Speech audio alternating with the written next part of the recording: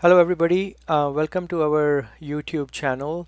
This is the executive summary of our work in this YouTube channel. We will be showing you many videos on the core issue is here, which we will be talking about the sharp increase in the number of foreign students in UC system and other universities nationwide. This is something which is happening throughout US, but for the purpose of this study, we are narrowing our focus to admission at undergrad levels in UCs. There is actually data available for graduate level and postgrad, but in at grad level, actually the percentage of foreign students was always higher, and now it's even higher. And for the purpose of these studies, we try to get as much information from government, non-profit, or information available in public domain. And wherever we picked up the information from, we have shown the web links at the top. So if you guys type the same address, it will lead you to the articles where we picked up information. And we tried to not to give our opinions, just state the facts, and as far as possible, correct and authentic numbers. And it took us almost 6 months to gather this information because we have full-time jobs, families, other responsibilities. So but if you have any feedback and comment, please do send us your comments, questions, and do subscribe to our channel. That way you will get notifications after we respond to your comments, or we add additional videos, or we make changes.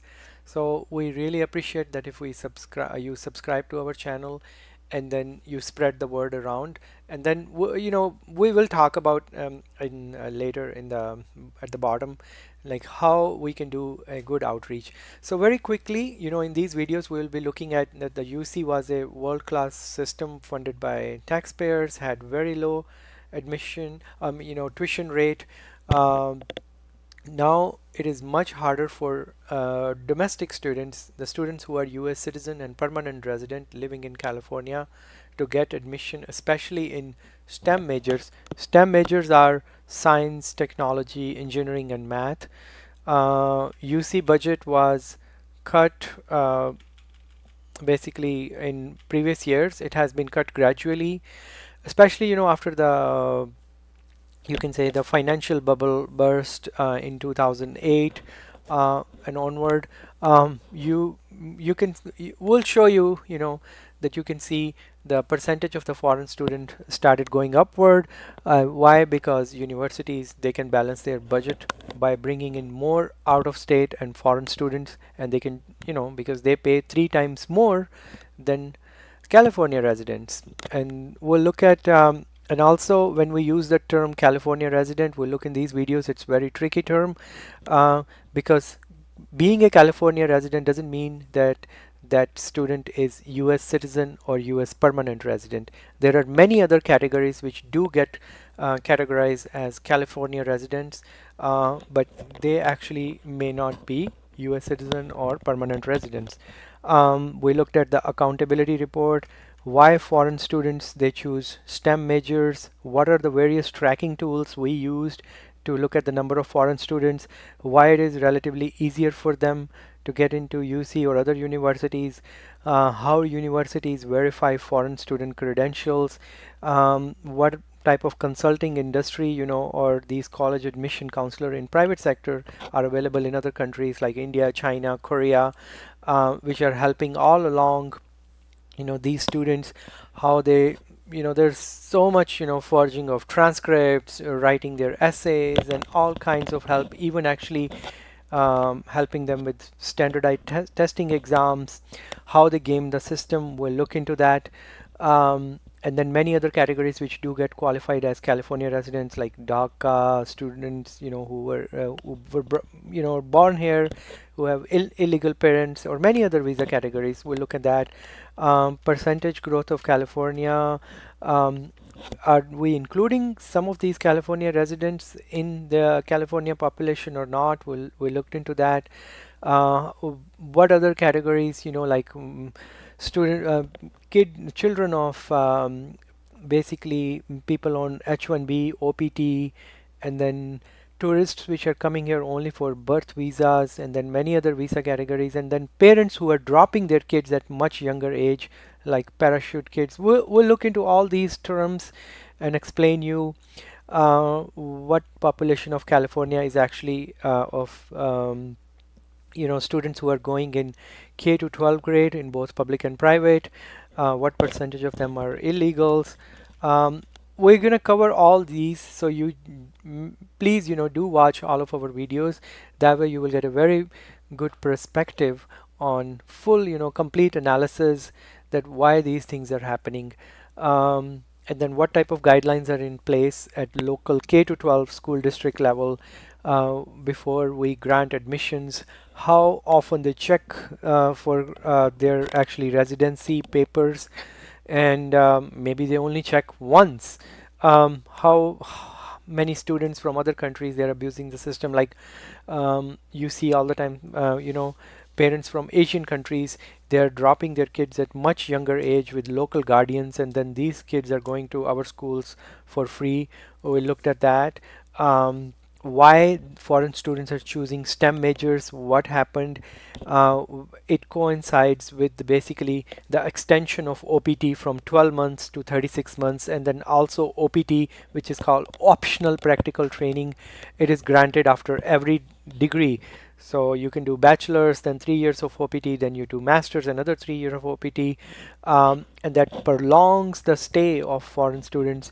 And then what the cheating in which in admission process is very widespread, and we'll show you how these educational consultants are gaming the system at a universities, a much higher rate of cheating by foreign students. And then to our domestic students, what type of advice they get from counselors at high school. The whole process, if you look, is very discriminatory. In others, countries, some countries, especially like India, China, students are not even going to school every day. They are staying home and they're only preparing for a standardized test. Where as here, students are in doing multiple things. They're doing extracurricular activities, clubs, learning foreign languages, sports, volunteer work, many things actually. So it's not even an apple to apple, comparison. And then why employers they like to hire people on H-1B, OPT, and many other visa categories. And when we publish the job reports, which come out every week, we do not make a distinction between U.S. residents or U.S. citizen or U.S. permanent residents versus foreigners. We just say, oh, this many jobs got created, but actually, what percentage of those high-paying jobs are basically given to US citizens and US permanent residents? Those numbers very hard to get. We looked at that, and then what type of companies which are benefiting, they have to pay less taxes and all that. Why policymakers don't encourage STEM education in high schools? Why do we pay too much emphasis on sports? Why teaching credentials take so long? And if a teachers are is not qualified, is there any you know what type of procedures are in place to basically demote that teacher or to take him out of the classroom? Very difficult to do that. And then how much actually we are spending on our per pupil spending. And similarly at UCs, what percentage of your tuition or actually the total money given to by a student to university is actually going towards teaching? Very small percentage, unfortunately. I mean, there were some studies that only 15 or 17% goes towards actually the education. The rest all lot of overheads, pension liabilities. Um, we look, you have to watch all of our videos to get a full, like I said, full perspective. Then if immigrants are great for our country, why our national debts are rising? Why don't we have a better screening system like Canada, like a point system? How much money we are spending on taking care of illegal immigrants at state and federal level, what type of jobs are being done, what type of benefits are being given to them. now, in US, all we had left was our intellectual property, and many of these students actually, they are stealing our intellectual property. Some of them are being sent by foreign governments. Um, Many other countries do not even spend enough money on research. They don't have FDA, US. They just copy our, we do the work, and then they say, okay, if a drug is, you know, it's been approved by FDA in US, let's just, we can approve it in our country also. So things of those nature. And then how we can solve this problem? We have to create awareness. A lot of people even don't know about these issues. You ask anyone, they may know about H-1B program, but they will say, "Oh, what is OPT? I never even heard that word. What is OPT?" But actually the number of OPTs granted are far higher than H-1B visas. How you contact your elected representative. Share this video. We have a section actually dedicated to that. We are going to create summary blogs, small, Twitter messages, link to the videos.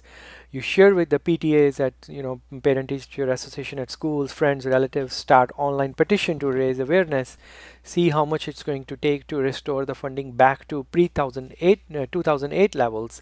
You contact news reporters, news writers, talk show hosts, journalists, writers, media personalities. Contact attorneys, because these universities do get a lot of benefits. They are supposed to be, selecting student not based on their ability to pay, but what is happening, why they are looking other way around. We have many videos, instances where universities knew that there was a fraud going on admission, but they overlooked.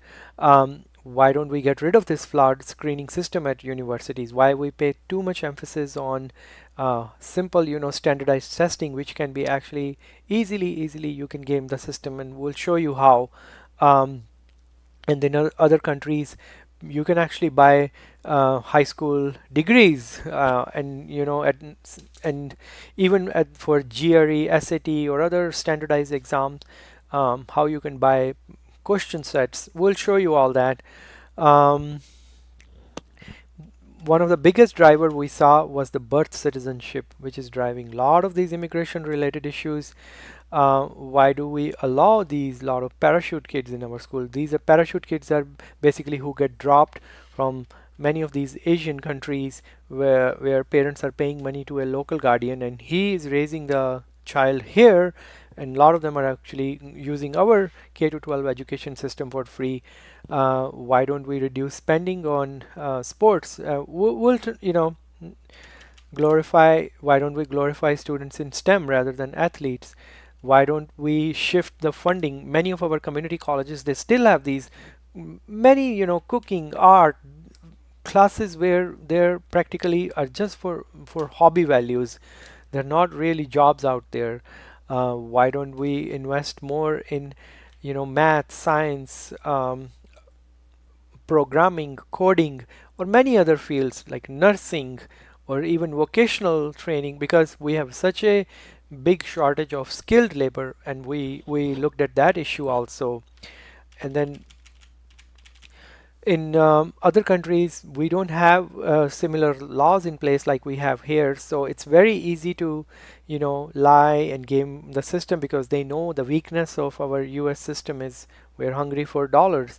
So they know that these universities, since they're charging them 3 times more, they will be willing to look other way around when they're screening them. Countries like India, they have a condition of, education is very bad. They have reservation quotas in jobs. We looked at that. It's very easy to buy fake degrees in India.